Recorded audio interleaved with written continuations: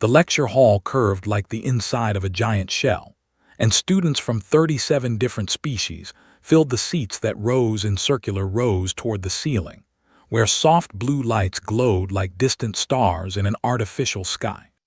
Professor Velthin Crick stood at the center of the room, his 6 insectoid limbs clicking against the polished floor as he prepared his presentation, and his compound eyes swept across the audience with the confidence of someone who had given this lecture 100 times before. He was tall and thin, covered in a dark exoskeleton that shimmered green under the lights, and when he spoke his mandibles clicked together in a rhythm that the universal translator converted into smooth and measured words. "Welcome to Threat Assessment of Deathworld Species," he announced, and his voice carried to every corner of the amphitheater without effort. "Today, we continue our study with Class 7, and I must warn you that what you learn today may disturb some of you."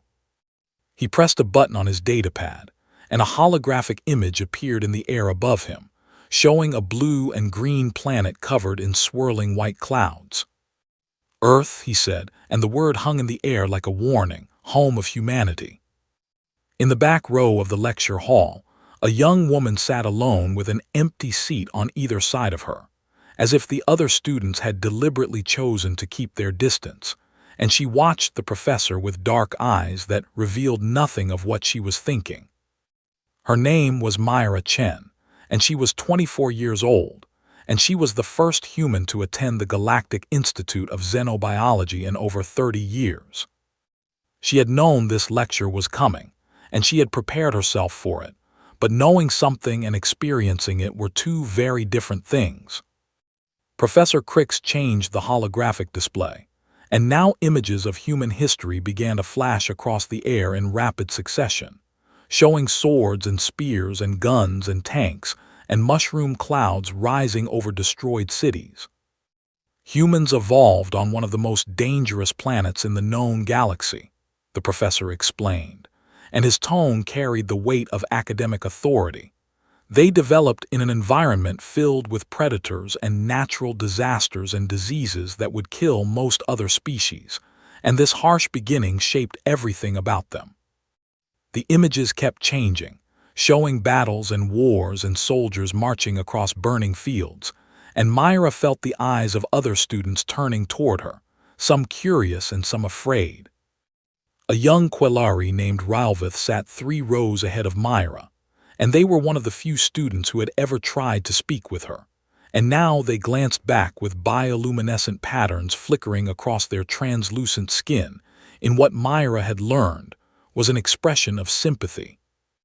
"The data is undeniable," Professor Crix continued, and he gestured at the floating images with 2 of his upper limbs. "In their short history as a spacefaring species, humans have been involved in more violent conflicts than any other known civilization, and their weapons technology advances faster than their wisdom." He paused for effect, letting the weight of his words settle over the audience like a heavy blanket. "I have studied humanity for 40 years, he said, "and I have reached one inescapable conclusion that forms the foundation of everything we will learn in this course." The holographic display changed one more time, showing a simple statement in glowing letters that every student could read in their own language. "Humans always use weapons," the professor declared, and his mandibles clicked with absolute certainty. "It is encoded in their very nature, woven into their genetics by millions of years of violent evolution, and they cannot conceive of solving any problem without destruction." Myra's hands tightened beneath her desk, her knuckles turning white as she gripped the edge of her seat, but her face remained calm and her breathing stayed steady. She had heard these arguments before, had read them in academic papers and seen them in news reports, and felt them in the suspicious looks she received every day on this station, and she had told herself that she would not let them affect her. But hearing them spoken aloud by a professor who had never met a human, who had built his entire career on fear and incomplete data, made something shift inside her chest. The other students were no longer even trying to hide their stares, and she could feel their fear like a physical weight pressing against her from all directions, and she wondered how many of them would ever speak to her again after today. "Humans are not evil," Professor Crix added, and his tone became almost gentle in a way that somehow made everything worse. "They simply cannot help what they are, and we must understand this if we wish to protect ourselves and our worlds from their inevitable aggression." He looked around the room with what he probably thought was compassion, and his gaze passed over Myra without stopping, as if she were just another piece of furniture. "Are there any questions?" he asked. The room was silent except for the soft hum of the environmental systems and the quiet shifting of students in their seats, and no one raised a hand or tentacle or appendage of any kind. Myra thought about staying quiet, about letting the lecture end and walking back to her quarters, and sending a message to her superiors explaining that this mission was impossible, and that nothing she did would ever change minds that had already been made up. She thought about her younger brother, who had died 3 years ago in a conflict between human colonists and an alien settlement, a conflict that had started because both sides believed the worst about each other before they ever exchanged a single word. She thought about all the humans who would come after her, who would sit in lecture halls just like this one and hear the same lies dressed up as science, and who would carry the weight of a reputation they had never earned. And then Myra lifted her hand. The movement was small and quiet, but it might as well have been a thunderclap for the way it made everyone in the room turn to look at her. Professor Crix's compound eyes focused on her with obvious surprise, and his mandibles clicked together several times before he spoke. "Yes," he said, and his voice carried a note of condescension that he did not even try to hide. "The human exchange student has a question." Myra stood up slowly, and she was not very tall compared to most of the aliens in the room, but something in the way she held herself made her seem larger than her physical size. "Not a question, Professor," she said, and her voice was calm and clear and carried to every corner of the amphitheater. "A challenge." The silence that followed was absolute, and even the environmental systems seemed to hold their breath. "You claim that humans always use weapons," Myra continued, and she met the professor's gaze without flinching. "You claim it is our nature and that we cannot change it, and you have built your entire career on this belief." She paused, and when she spoke again her voice was soft but carried an edge of steel beneath the quiet words. "I would like to offer a counter-demonstration." Professor Crix's mandibles clicked rapidly, a sign of agitation that Myra had learned to recognize during her months on the station, and several of the other professors in the audience leaned forward with sudden interest. "A demonstration," Crix repeated, and there was a hint of amusement in his translated voice. "And what exactly do you propose to demonstrate, young human?" Myra smiled, and it was not a warm smile but something sharper and more dangerous. "That you are wrong," she said. "That everything you have taught in this room today is built on incomplete data and confirmation bias, and that humans are capable of far more than you have ever allowed yourself to imagine." The lecture hall erupted in whispered conversations that buzzed like a hive of insects, and Rylvith's bioluminescent patterns flickered with excitement. And Professor Crix stood very still at the center of the room as he considered the challenge that had just been thrown at his feet. And in that moment, everything began to change. The whispers in the lecture hall grew louder until Professor Crix raised 2 of his upper limbs to call for silence, and his compound eyes remained fixed on Myra with an intensity that would have made most students look away. But Myra did not look away. "You wish to challenge 40 years of research," Crix said, and his mandibles clicked with what might have been amusement or irritation. "You wish to overturn decades of careful study with a single demonstration, and you expect me to simply agree to this." "I expect you to have confidence in your own conclusions," Myra replied. And her voice remained steady even as her heart pounded in her chest.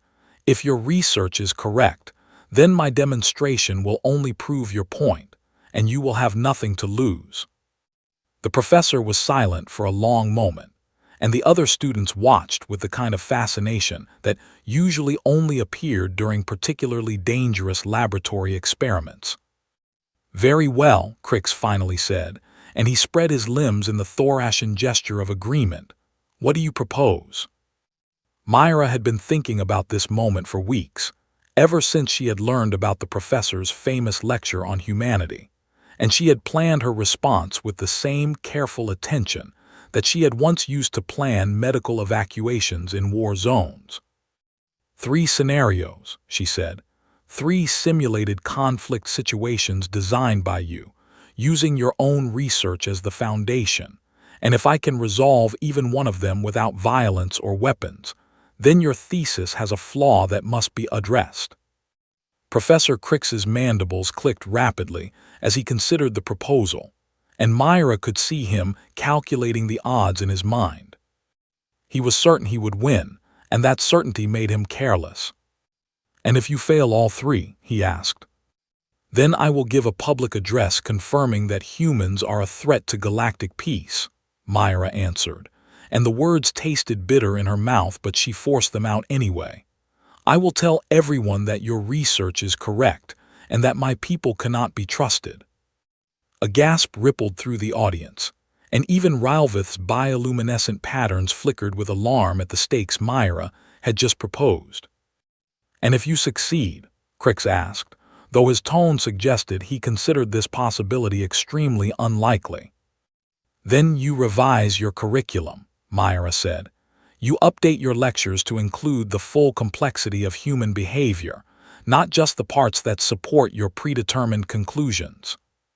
The professor was quiet again, and Myra could see him weighing the risks against the potential reward of publicly humiliating a human in front of the entire academic community. His pride made the decision for him. "I accept your challenge," he announced, and the lecture hall erupted in excited chatter that he had to silence with another gesture. "We will conduct the demonstration in 3 days, and I will personally design each scenario to be as realistic as possible." Myra nodded once, keeping her expression neutral even as relief and terror battled for control of her emotions, and then she gathered her belongings and walked out of the lecture hall while every eye in the room followed her departure. The corridors of the station were quieter than the lecture hall, and Myra walked without any particular destination in mind, letting her feet carry her while her thoughts raced in circles. She had just bet everything on a gamble that she was not entirely sure she could win. The sound of rapid footsteps behind her made her turn, and she found Ralvith hurrying to catch up with her, their bioluminescent patterns shifting through colors that Myra had learned to associate with concern and curiosity. "That was either very brave or very foolish," Ralvith said, and their voice was musical and soft in a way that always reminded Myra of wind chimes. "I have not yet decided which." Myra managed a small smile, despite the tension that still gripped her shoulders. "Neither have I," she admitted.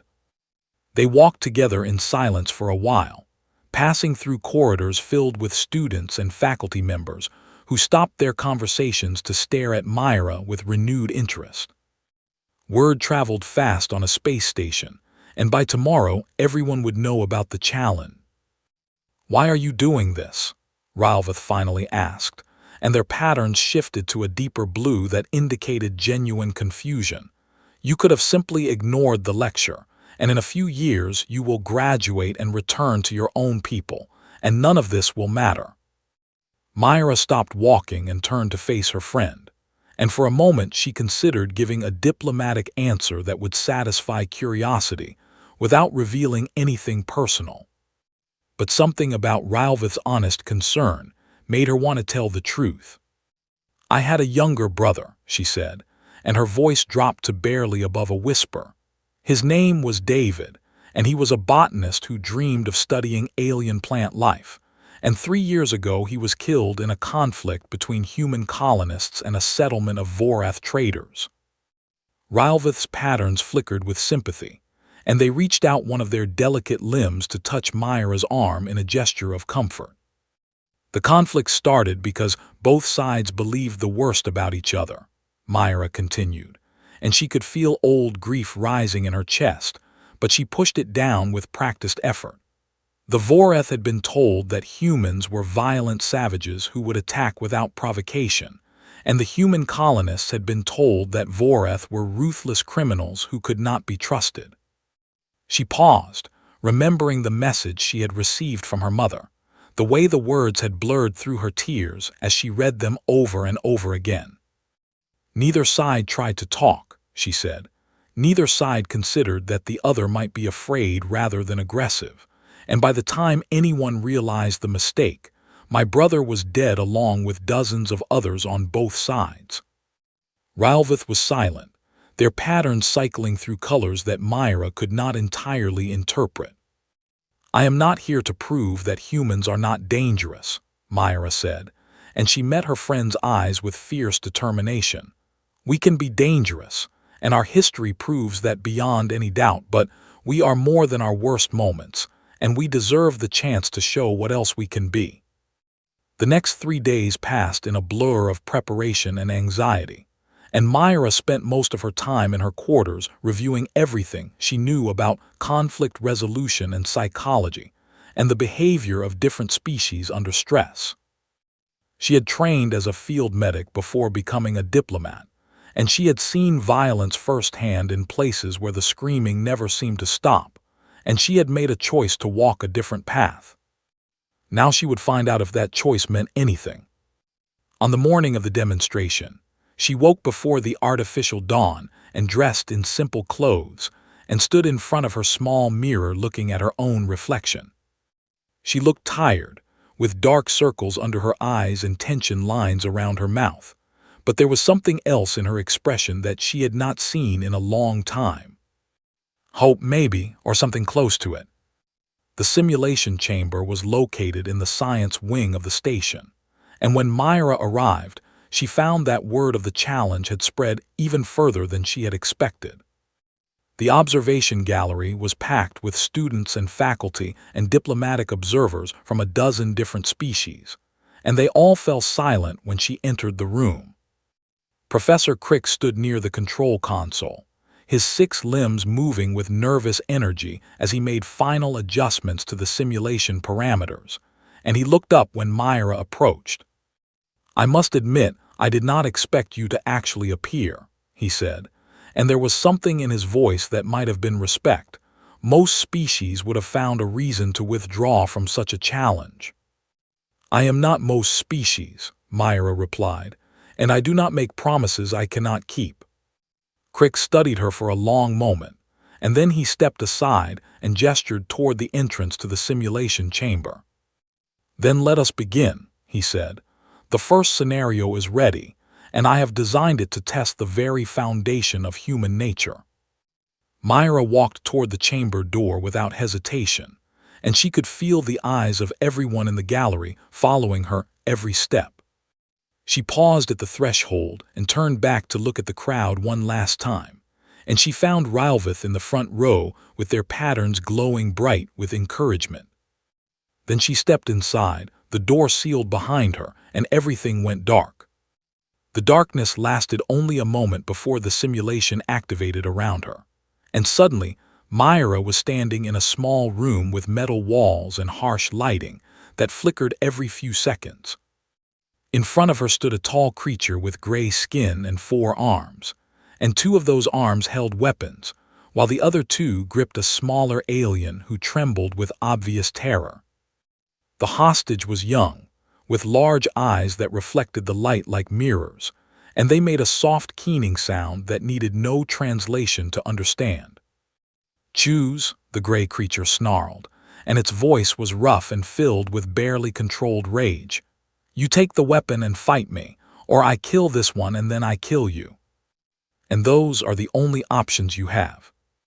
Myra looked around the room and saw that there was indeed a weapon on the floor near her feet, a small energy pistol that gleamed under the flickering lights, and she understood immediately what this scenario was designed to test. Professor Crix wanted to prove that, when faced with violence, humans would always respond with violence, and he had created a situation where any reasonable person would reach for the weapon.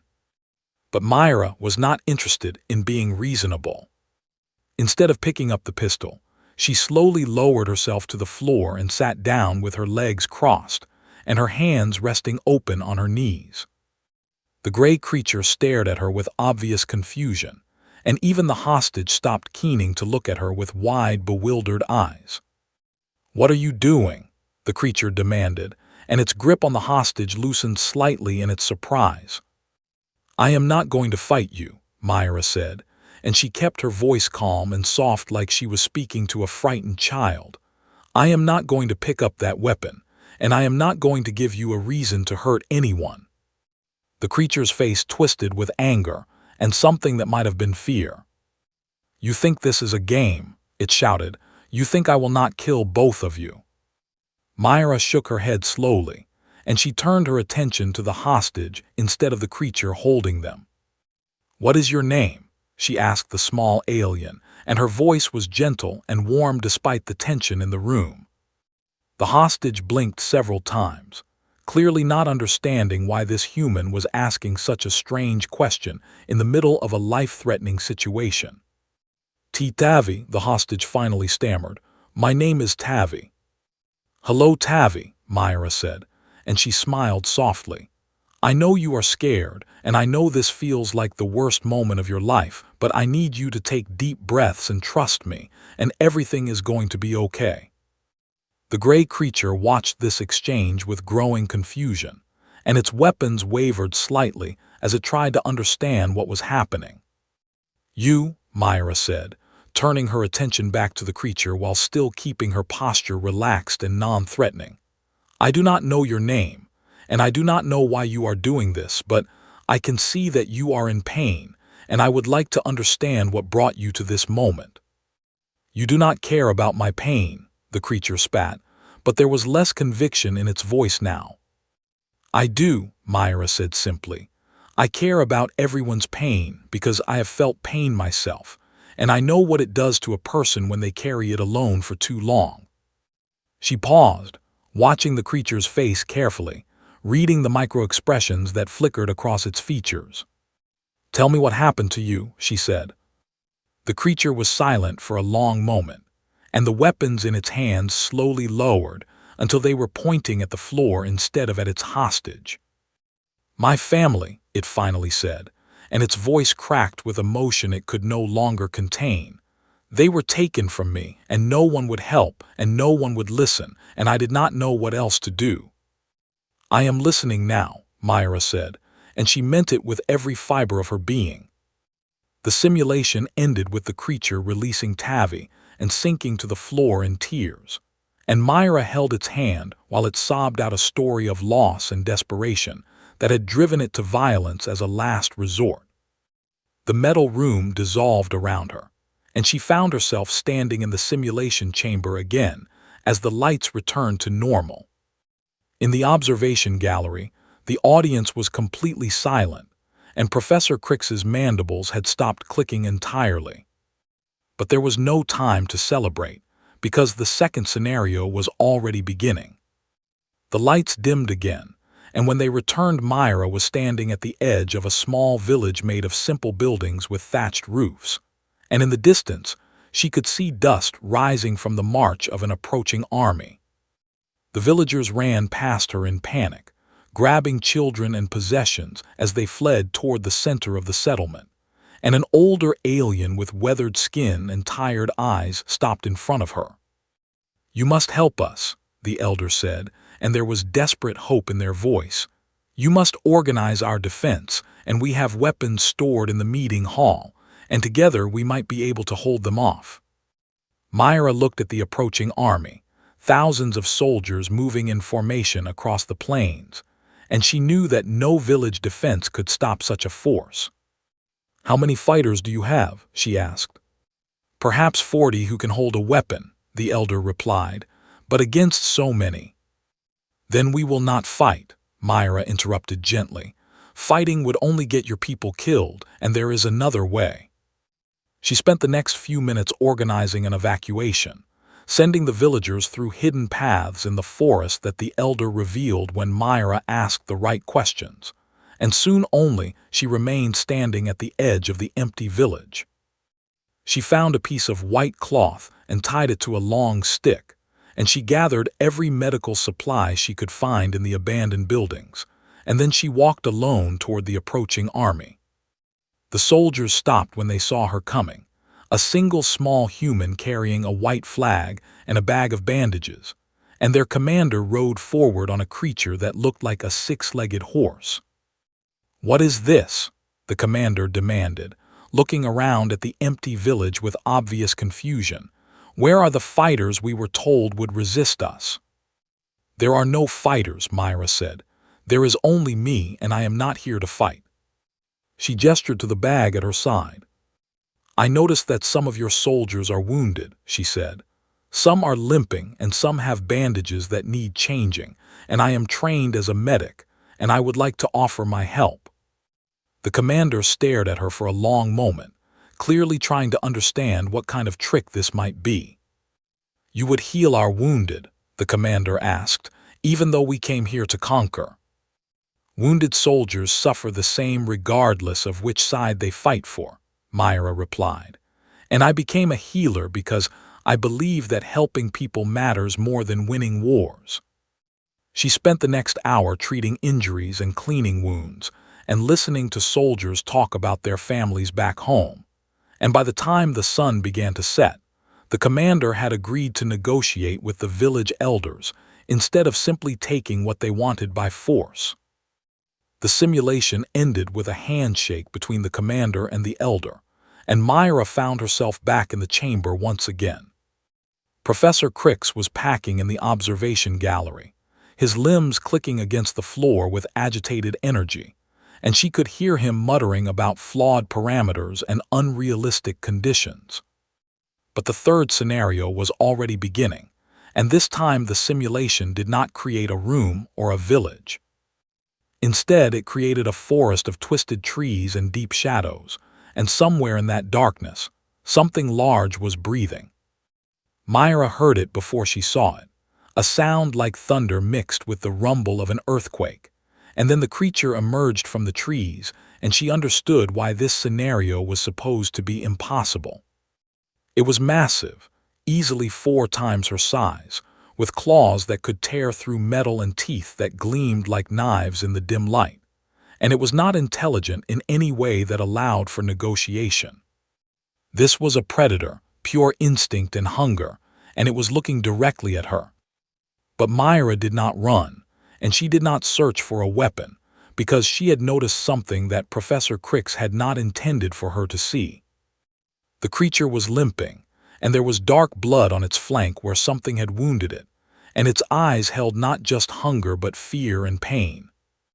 It was not hunting, she realized. It was cornered. Slowly, carefully, she removed her jacket and let it fall to the ground, making herself appear smaller and less threatening, and she began to speak in a low, soft voice that she had used many times before with frightened patience. "I know you are hurt," she murmured. "I know you are scared, and I am not here to hurt you, and if you let me, I would like to help." The creature snarled and took a step toward her, but she did not flinch, and she kept talking in that same gentle voice as she slowly moved closer. It took a long time, longer than either of the other scenarios, but eventually the creature allowed her to approach, and she cleaned its wound and wrapped it with strips torn from her shirt, and when she was finished, it followed her out of the forest like a loyal dog following its master. The simulation ended, and Myra stood alone in the chamber, breathing hard and covered in sweat. And when the door opened, she walked out to face an audience that had no idea what to say. The observation gallery remained silent as Myra emerged from the simulation chamber, and she could feel the weight of hundreds of eyes pressing against her from every direction. Professor Crix stood rigid near the control console, his 6 limbs held tight against his body in a posture that Myra had learned to recognize as extreme distress, and his compound eyes reflected the lights of the room without any readable expression. The simulations were flawed, he finally said, and his voice came out harsh and strained through the translator. The parameters were not realistic, and the scenarios did not accurately represent genuine conflict situations. Myra took a deep breath and walked toward him slowly, her footsteps echoing in the quiet room. "You designed those scenarios yourself, Professor," she said, and her voice was calm despite the exhaustion that pulled at every muscle in her body.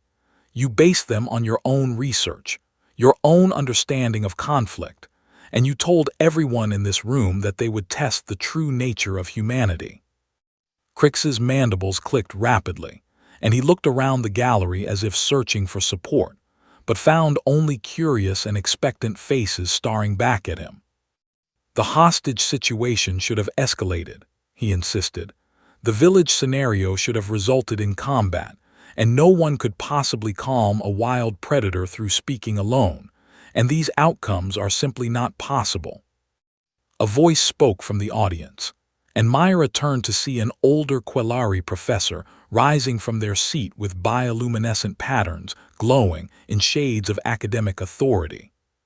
"Professor Crix," the Quelari said, "I have reviewed your research extensively over the years, and I have noticed a concerning pattern in your methodology."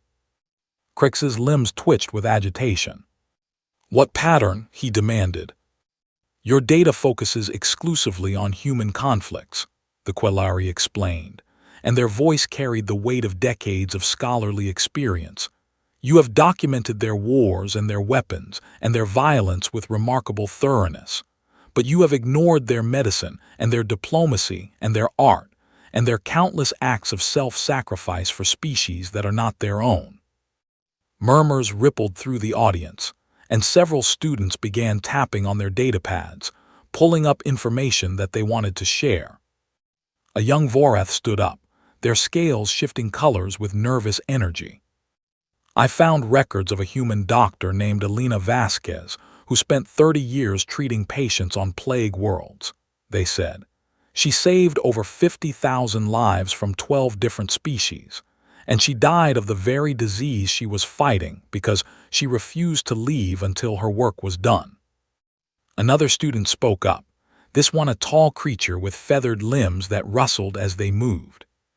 "The universal translator that we all use was invented by a human named James Okonkwo," they said. "He gave the technology away freely to every species that asked for it, and he never accepted payment because he believed that communication should not be a luxury." More voices joined in, each one sharing a story that Professor Crix had never included in his research. A human pilot who had crashed her ship into an asteroid to divert it from hitting a populated moon, knowing she would not survive. A human engineer who had spent his entire savings to rebuild a Quelari colony after a natural disaster. A human teacher who had traveled to a dozen different worlds teaching children of species she had never met, asking only for food and shelter in return. The stories kept coming, and Myra felt tears building in her eyes as she listened to tales of human kindness that she had never heard before. Rylvith stood up from the front row, their patterns glowing brighter than Myra had ever seen.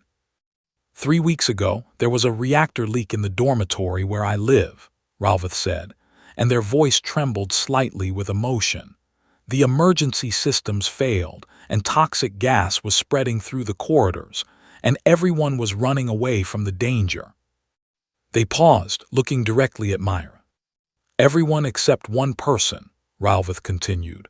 "Myra ran toward the leak instead of away from it, and she sealed the breach with her bare hands while the gas burned her skin, and she saved 17 lives that day, including mine, and she never told anyone what she had done."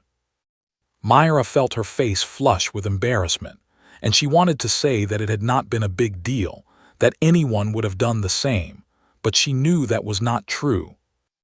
Professor Crix had gone very still, and his mandibles had stopped clicking entirely. "You have built your entire career on incomplete data," Myra said, and she spoke gently because she could see something breaking behind his compound eyes. You selected only the evidence that supported what you already believed, and you ignored everything that contradicted your conclusions. She took another step toward him, close enough now that she could see the fine details of his exoskeleton. "That is not science, Professor," she said. "That is prejudice wearing a lab coat." Crix was silent for a long moment, and when he finally spoke, his voice was quieter than Myra had ever heard it. "I lost colleagues," he said, and the words seemed to cost him something painful to admit. 40 years ago, a human pirate vessel attacked the research station where I worked, and 7 of my friends died in that attack, and I have spent every day since then trying to understand why. Myra nodded slowly, and she felt compassion rising in her chest despite everything this man had put her through. "I am sorry for your loss," she said, and she meant it. "I am sorry that humans caused you pain, and I am sorry that pain turned into fear, and I am sorry that fear turned into hatred." She reached out and placed her hand on one of his upper limbs, a gesture of comfort that crossed the boundaries between their species. "But you cannot let 7 criminals define an entire species," she said. "You cannot let your worst experience erase the possibility of better ones, and if you spend your whole life looking for monsters, you will never see anything else." Crix looked down at her hand on his limb, and something shifted in his posture, some of the rigid tension draining away. "Then why?" he asked, and his voice cracked with the question he had been asking himself for 40 years. "Why do your people have so many weapons? Why do you fight so many wars? If humans are capable of such kindness, why is there so much violence in your history?" Myra was quiet for a moment, considering her answer carefully. "Because we know what we are capable of," she finally said. "We have seen our own darkness. We have stood at the edge of destroying ourselves countless times, and we fight against that darkness every single day." She looked around the room at all the faces watching her, alien and strange and beautiful in their diversity. "That is not weakness, Professor," she said. "That is the hardest war of all, the war against ourselves, and we are still fighting it, and we will keep fighting it for as long as we exist." The room was completely silent, and Myra could hear her own heartbeat pounding in her ears. Then Professor Crix did something that no one in the room expected. He lowered his head in the Thorashian gesture of acknowledgement, a sign of deep respect that was normally reserved for elders and scholars of the highest distinction. "I was wrong," he said, and the words echoed through the observation gallery like a bell ringing at the end of a long night. "My research was incomplete, my conclusions were biased, and I have spent 40 years teaching students to fear a species that I never truly understood." He raised his head and looked at Myra with something new in his compound eyes, something that might have been the beginning of genuine respect. "I will revise my curriculum," he said. "I will correct my errors, and I will teach the full complexity of human nature instead of just the parts that frightened me." He paused, and his mandibles clicked once in what Myra had learned was the Thorashian equivalent of a nervous smile. "But I cannot do it alone," he admitted. "I have spent so long studying only one side of humanity that I do not know how to see the other." He extended one of his upper limbs toward her in a gesture of offering. "Will you help me write it?" he asked. Myra looked at his outstretched limb, and she thought about all the students who would sit in his classroom in the years to come, all the minds that would be shaped by what he taught them, all the fear that could be replaced with understanding. She took his limb in her hand and shook it firmly. "Yes," she said. "I will." 1 year had passed since the day Myra Chen stood in a simulation chamber and changed the course of galactic education, and the lecture hall looked exactly the same as it always had, with its curved walls rising like the inside of a giant shell, and its seats filled with students from dozens of different species. But everything else had changed. Professor Velthin Crick stood at the center of the room just as he had 1,000 times before, his 6 limbs clicking softly against the polished floor. But there was something different in the way he held himself now, something more open and less rigid than the scholar who had once declared that humans could never change. "Welcome to the comprehensive study of Deathworld species," he announced, and his voice carried to every corner of the amphitheater with practiced ease. "Today we begin our examination of Class 7, the species known as humanity." A holographic image appeared in the air above him, showing the same blue and green planet that had opened his lecture for so many years. But this time, the images that followed were different. They still showed wars and weapons and moments of terrible violence, because those things were real and could not be erased from history. But now they were accompanied by other images that told a fuller story. Human doctors working in emergency clinics on distant worlds. Human engineers building bridges across canyons that had divided communities for generations. Human teachers sitting in circles with children of species they had never encountered, sharing stories and songs that crossed the boundaries of language and culture.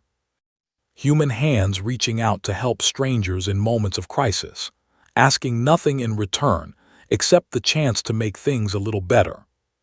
"Humanity is a species of contradiction," Professor Crix explained, and his voice held none of the fear or contempt that had once colored every word he spoke about humans. "They are capable of tremendous violence, and their history is marked by wars that destroyed civilizations and weapons that could end worlds." He paused, letting the weight of that truth settle over the room. "But they are equally capable of tremendous compassion," he continued. "They have sacrificed their lives to save members of species they had never met. They have given away technologies that could have made them wealthy beyond imagination, and they have traveled across the galaxy not to conquer but to help." He looked around the room, meeting the eyes of students from a dozen different worlds. "To study one without the other is not science," he said, and these were words that Myra had helped him write during long nights of conversation and careful research. "It is prejudice, and prejudice has no place in this institution." In the back row of the lecture hall, a young human sat with her hands folded nervously in her lap, and she was 19 years old and terrified and wondering if she had made a terrible mistake by coming here. Her name was Sarah Torres, and she was the second human to attend the Galactic Institute of Xenobiology, and she had spent the entire journey to this station reading stories about the legendary Myra Chen, and wondering how she could ever live up to such an example. But something strange had happened when she arrived at the station yesterday. Instead of suspicious looks and fearful whispers, she had been greeted with curious smiles and friendly waves, and a group of Quellari students had invited her to join them for dinner in the cafeteria, and they had asked her questions about Earth with genuine interest, rather than barely hidden fear. She had not expected that, and she did not quite know what to do with it. The student sitting next to her was a young Voreth with scales that shifted through shades of blue and green, and when they caught her looking at them, they smiled in the way that Voreth smiled, with a slight tilt of the head and a brightening of their scales. "First day?" the Voreth asked in a whisper. Sarah nodded, not trusting her voice to remain steady. "Do not worry," the Voreth said. "Professor Crix looks scary, but he is actually quite kind, and the material is fascinating once you get used to it." The lecture continued for another hour, covering the biological adaptations that had allowed humans to survive on their dangerous homeworld, and the psychological characteristics that had shaped their culture and their technology. Some of it was familiar to Sarah, things she had learned in school back on Earth, but hearing it described from an alien perspective made her see her own species in a new light. When the lecture finally ended, Professor Crix announced that there would be a guest speaker for the second half of the class, and Sarah felt her heart skip when she saw who walked through the door. Myra Chen looked older than the pictures Sarah had seen, with a few strands of gray in her dark hair and small lines around her eyes that spoke of long nights and hard work. But she moved with the same quiet confidence that had made her famous across the galaxy. "Good morning," Myra said, and she smiled at the room full of students who were staring at her with expressions ranging from awe to curiosity. "My name is Myra Chen, and I am here to talk to you about something that I believe is more important than any other subject you will study at this institution." She paused, and her eyes swept across the room until they landed on Sarah in the back row, and something in her expression softened with recognition. "I am here to talk about understanding," she said. "Not just understanding as an academic concept, but understanding as a practice, as a choice that we make every day when we encounter someone who is different from us." She walked to the center of the room, taking the place where Professor Crix had stood moments before, and the old Thorashian scholar settled into a seat in the front row to listen. "1 year ago, I stood in this very room and challenged the professor's conclusions about humanity," Myra continued. "I did not do it because I thought humans were perfect, or because I wanted to prove that we were better than anyone else, and I certainly did not do it because I enjoyed public confrontation." A few students laughed at that, and Myra smiled. "I did it because I believed that understanding was possible," she said. "I believed that if people from different species took the time to truly see each other, to look past their fears and their assumptions and their incomplete data, they would find more reasons to work together than to fight." She looked around the room again, and her gaze returned to Sarah with particular intensity. "That belief was tested many times over the past year," Myra admitted. "There were moments when I wondered if I had been naive, when conflicts erupted that seemed to prove all the old stereotypes right, when people on both sides said terrible things that made me want to give up." Her voice dropped slightly, becoming more intimate despite the size of the room. "But then I would meet someone like Ralvith, who trusted me even when their own instincts told them to be afraid," she said. "Or I would see Professor Crix working late into the night to correct mistakes he had spent 40 years making, because he had the courage to admit he was wrong." She took a deep breath. "Understanding is not easy," she said. "It requires us to question what we think we know, to listen when we would rather argue, to extend compassion to people who have not yet earned it. But it is the only path forward that does not end in destruction." When the lecture finally ended, students filed out of the room in small groups, chattering excitedly about what they had learned, and Sarah found herself moving against the current, walking toward the front of the room where Myra was gathering her notes. "Excuse me," Sarah said, and her voice came out smaller than she had intended. "I just wanted to say thank you, and I know that probably sounds inadequate for everything you have done, but I do not have better words." Myra looked up at her with kind eyes that held no judgment. "You are the new human exchange student," she said, and it was not a question. Sarah nodded, feeling suddenly overwhelmed by everything she was feeling. "I was so scared to come here," she admitted. "I read all the stories about what happened to you, and I kept thinking that I could never be that brave, and that everyone would expect me to be like you and I would just disappoint them." Myra reached out and placed a gentle hand on Sarah's shoulder. "You do not have to prove anything to them," she said. "You do not have to be brave or impressive or any of the things you think they expect, and you certainly do not have to be like me." She smiled softly. "Just be yourself," she said. "That has always been enough." Sarah felt tears building in her eyes, and she blinked them back. "But what if they do not accept me?" she asked. "What if all the progress you made disappears, and everyone goes back to being afraid?" Myra's smile widened, and there was something ancient and knowing in her expression. "Then you lift your hand and challenge them," she said, quietly, gently, with patience and persistence, because that is the human way too. She squeezed Sarah's shoulder once more and then turned to leave, and Sarah watched her walk toward the door where Professor Crix was waiting. The two of them exchanged a nod of mutual respect, former adversaries who had become colleagues and perhaps even friends, and then they walked out together into the corridor. Sarah stood alone in the empty lecture hall for a long moment, thinking about everything she had heard, and everything she hoped to become.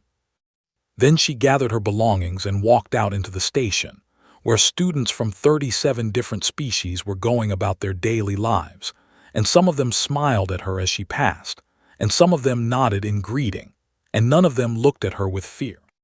Outside the viewport at the end of the corridor, she could see a ship passing by, a human medical frigate with a white hull marked with the symbols of 100 different worlds it had served. The symbols were not trophies or conquests. They were thank you notes, painted onto the hull by the people the ship had helped, asking nothing in return except the chance to make things a little better. Sarah watched the ship until it disappeared into the stars, and then she turned and walked toward her first class with her head held high and her heart full of hope. The journey was just beginning, but for the first time in her life she was not afraid.